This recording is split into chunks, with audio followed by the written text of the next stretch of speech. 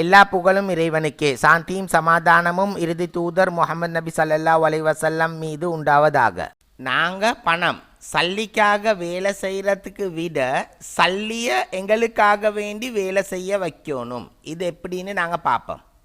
உதாரணத்துக்கு ஒருத்தர் சொல்கிறாரு, நான் கஷ்டப்பட்டு வேலை செஞ்சு சல்லி சம்பாதிக்கிறேன்ட்டு. நான் சொல்கிறேன், ஏண்ட கம்பெனியில் ஒரு 40-50 பேர் வேலை செய்கிறாங்க, நான் அவங்களுக்கு சல்லி கொடுக்குறேன், அவங்க எனக்காக வேண்டி வேலை செய்கிறாங்கன்னு நான் சொல்கிறேன். நான் தனியாக கஷ்டப்பட்டு சல்லி சம்பாதிக்க போக்கல, நான் ஒரு லிமிட்டில் தான் அந்த சல்லியை சம்பாதிப்பேன். ஆனால் நான் சல்லி கொடுத்து மற்றவங்கக்கிட்ட வேலை எடுக்க போக்கல, எனக்கு மிச்சம் பேர்கிட்ட வேலை எடுத்து சரியான மட்டும் கூட சல்லி சம்பாதிக்கலும். இதுக்குண்டான அறிவை நாலேஜை நாங்கள் எப்படி எடுக்கிறேன், இதுக்குண்டான நாலேஜ் அறிவை நாங்கள் எப்படி எடுக்கிறேன்னு எனக்கோ யாருக்கோ சொல்லலாம். அது அவங்கவங்க இது சம்பந்தமாக முயற்சி செய்ய போக்கல நாங்கள் அவங்களே ஒரு சிஸ்டத்தை உருவாக்கி கொள்வாங்க. அந்த சிஸ்டத்தில் நீங்கள் போயிட்டு தான் வெத்தணும். ஆனால் ஒரு கைடன்ஸ் ஒன்று மற்றவங்கக்கிட்டையால் எடுக்கலும். எனக்கு தெரிஞ்ச எக்ஸ்பீரியன்ஸை நான் இப்போ உங்களோட ஷேர் பண்ணுறேன். ஒன்றாவது, ஒரு துறையில் ஒருத்தர் கஷ்டப்பட்டு வேலை செய்யணும்.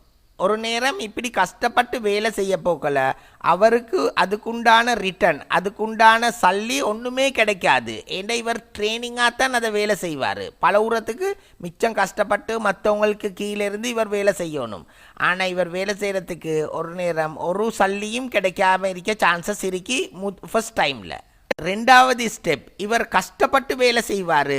ஆனால் கஷ்டப்படுற அளவுக்கு இவருக்கு சல்லி கிடைக்காது, சல்லி குறையத்தான் கிடைக்கும். மூணாவது ஸ்டெப், இவர் கஷ்டப்பட்டு வேலை செய்வார். ஆனால் இவர் வேலை செய்கிற அளவுக்கு இவருக்கு சல்லி வந்து கொண்டே இருக்கும். இப்போ நாலாவது ஸ்டெப், இவர் வேலை செய்வார்.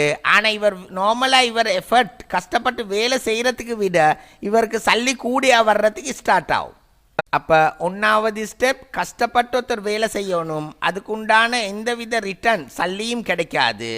அதுக்கு பிறகு ரெண்டாவது அவர் கஷ்டப்பட்டு வேலை செய்வார். அந்த வேலை செய்கிறதுக்கு உண்டான சரியான சேலரி கிடைக்காது, குறையத்தான் அதில் ரிட்டர்ன் வரும். மூணாவது ஸ்டெப், இவர் எவ்வளவு வேலை செய்கிறாரோ அதுக்கு தகுந்த கூலி கிடைக்கும். நாலாவது, இவர் வேலை செய்வார். ஆனால் வேலை செய்கிறதுக்கு விட இவருக்கு கூலி வந்து கொண்டே இருக்கும். இப்படி இந்த ஸ்டெப்ஸ் எல்லாம் சொல்லிக்கொண்டே போவேலும். அஞ்சாவது ஸ்டெப்ஸ் வரும், இவருக்கு நல்ல சல்லி இருக்கும், சல்லியை எல்லா இடத்துலையும் இன்வெஸ்ட் பண்ணுவார், இவருக்கு ஆதாயம் வந்து கொண்டே இருக்கும், இவருக்கு ஒரு எஃபர்ட்டுமே இருக்காது. T07 ஸ்டூடெண்ட்டை குறிக்கோள் என்னன்னு கேட்டால் ஒரே மாதிரி எல்லா பிள்ளைகளும் பதில் சொல்லும்னு சொல்லியிருந்தேன். ஆனால் அதில் சில பிள்ளைகள் அவங்களோட குறிக்கோள் இப்போ என்ன செய்ய போகிறீங்கண்டா ஒன்றுமே தெரியா, என்ன செய்கிறேன்னு தெரியாமல் தடமாட்டத்தில் இருப்பாங்க. ஒரு புள்ளை 12 வயசில் பெரிய பிள்ளையாவது. ஆனால் நாங்கள் 18-19 வயசு மட்டும் ஒரு பிள்ளைய சின்ன பிள்ளையாவே நாங்கள் பார்க்குறோம். அதனால் சமுதாயத்தில் அது 20 வயசாகவே போயிட்டு சின்ன புள்ள மாதிரி ஆக்ட் பண்ணுது. அப்போ அதில் அட்வான்டேஜஸ் எடுக்கிற இந்த கார்ப்பரேட் கம்பெனிஸ், நீங்கள் எல்லாம் ட்ரெயினிஸ்ண்டு 3-4 வருஷம் அவங்கள சின்ன சம்பளத்திலேயே அவங்கள வேலை எடுக்கிறதுக்கு பார்ப்பாங்க. எங்களோட பிள்ளைகளை சின்னத்திலேயே பொறுப்புணர்ச்சியோடு வளர்கிறதுக்கு பழக்கணும். குறைஞ்சது 7 வயசுலேருந்தே இதை பழக்கணும். இப்போ உதாரணத்துக்கு சாப்பாட்டுக்கு மீன் எடுக்கிறதுக்கு கடைக்கு அனுப்பணும். ஃபர்ஸ்ட் டைமில் அது அவிஞ்ச மீனை கொண்டு வரும். அப்போ உனக்கு மீனை எடுக்க தெரியாண்டு அதோட நிப்பாற்ற இல்லை, அதை சொல்லி கொடுத்துட்டு 2வது பயணமும் அனுப்பணும். 2வது 3வது 4வது அதுவல் மிஸ்டேக் செய்ய போக்கல அதுவல் ஆட்டோமேட்டிக்காக சரியாகும். இதுக்குண்டான ட்ரைனிங்கை பேரண்ட்ஸும் அவங்களோட லைஃப்பில் அதே மாதிரி வாழணும். அப்போ அது காண்றையும் அதுக்கு படிப்பு தான். அதே மாதிரி பிள்ளைகளோட வேலைகளை அவங்களே செய்கிறதுக்கு பழக்கணும். உதாரணத்துக்கு அவங்களோட உடுப்பை அவங்களுக்கே கழுவுறதுக்கு பழக்கணும். இப்போ இதை அவங்களோட மேலே இறக்கம்ண்டு பேரண்ட்ஸ்மார்கள் பெற்றோர்கள் செய்கிறதுல அவங்களோட முன்னேற்றத்துக்கு அவங்களோட பெற்றோரே தடையாக இருக்கிறாங்கன்னு அவங்களுக்கு விளங்குதில்லை. உதாரணத்துக்கு சில உம்மமார்கள் ஷர்ட் அயன் பண்ணினீங்களா, லஞ்ச் பாக்ஸ் எடுத்தீங்களா, லஞ்ச் போட்டிருக்கா, லஞ்சில் அந்த கரண்டியை வச்சிருக்கா, எல்லாம் துண்டி துண்டி கேட்பாங்க. ஆனால் அப்படி ஒன்றும் தேவையில்லை. ஒரு நேரத்துக்கு லஞ்சில் கரண்டியை வைக்காமல் போனால் அவனுக்கு தெரியும், இதுக்கு பிறகு அவன் சரியாக செய்வான். அப்போ மிச்சம் துண்டி தூண்டி இது மாதிரி பின்னுக்கால வெரைட்டி செய்யாமல் அதுவலே செய்ய போக்கல அதுவல ஒரு மிஸ்டேக் விடும். மிஸ்டேக் விட்டு வந்த பிறகு அந்த மிஸ்டேக்கை இதுக்கு பிறகு அது விடாது. நான் இதை சொல்கிறதுக்கு மெயின் ரீசன் என்னண்டா, நாங்கள் வேலை செய்கிறதுக்கு விட சல்லியை எங்களுக்காக வேண்டி வேலை செய்ய போக்கல அவருக்கு மேனேஜ்மெண்ட் ஸ்கில், அடுத்தவங்கக்கிட்ட வேலை எடுக்கிற அந்த ஸ்கில் எல்லாம் கூடுறதுக்கு அவரோட வேலையில் ஷாப்பாக நல்ல சின்னத்திலிருந்தே இருந்து பழகணும். அப்போ தான் இந்த ஸ்டெப்புக்கு சுருக்கண்டு வரையிலும். பிள்ளைகளை மிச்சம் பின்னுக்காலையே இருந்து நீங்கள் ஓட்டுனா நாளைக்கு வேலைக்கு போகிற இடத்துலையும் அதில் பின்னுக்கால ஒரு மேனேஜரை வச்சு பின்னுக்கால ஓட்டி ஓட்டி வேலை செய்கிறதுக்கு உண்டாகும். அது மேனேஜர் ஆகாது, வேலைக்காரனாகவே இருக்க பார்க்கும்.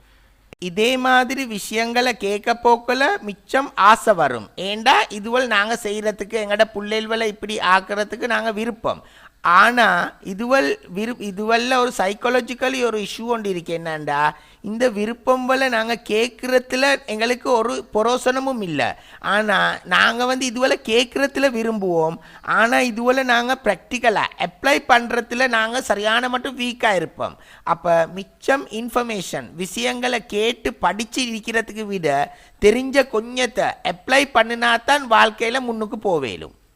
மிச்சம் பெற்றோர்கள்கிட்ட இருக்கிற ஒரு பிரதானமான வீக்னஸ் தான் அவங்க படிச்சு இல்லைன்னு அவங்க நினைக்கிறேன்.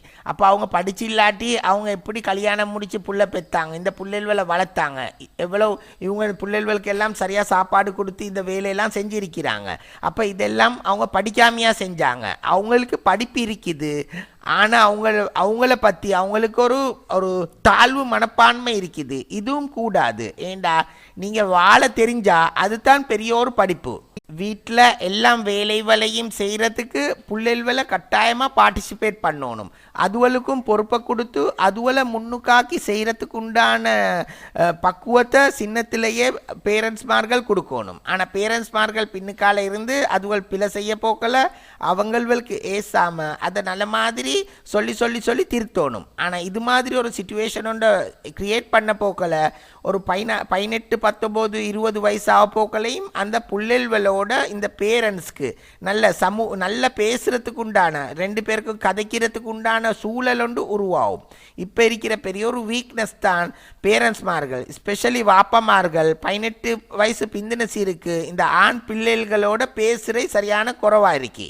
இந்த வீடியோ கிளிப்ட மெயின் பிரதான சம்மரி நாங்கள் வேலை செஞ்சு கஷ்டப்பட்டு சல்லி சம்பாதிக்கிறதுக்கு விட சல்லியை எங்களுக்காக வேண்டி வேலை செய்ய வச்சா எங்களுக்கு கூட சல்லி சம்பாதிக்கலும் உண்டான மனோநிலையை நாங்கள் வளர்த்து எங்கட பிள்ளைகளையும் வளர்த்து அதுக்குண்டான ஸ்டெப்ஸை சின்னத்திலிருந்தே அந்த பிள்ளைகளுக்கு வர வைக்கிறதுக்கு உண்டான முயற்சிகளை நாங்கள் எடுக்கணும்.